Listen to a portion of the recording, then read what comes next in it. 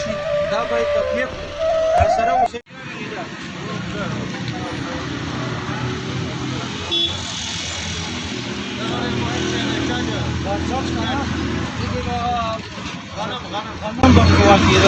قدرمنو لیدونکو دا تاریخي اثار دي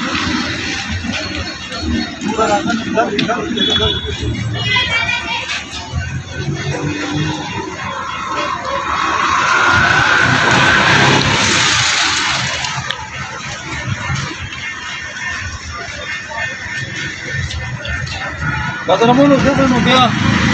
د لمر د محافظت لپاره ډېرې ښکلې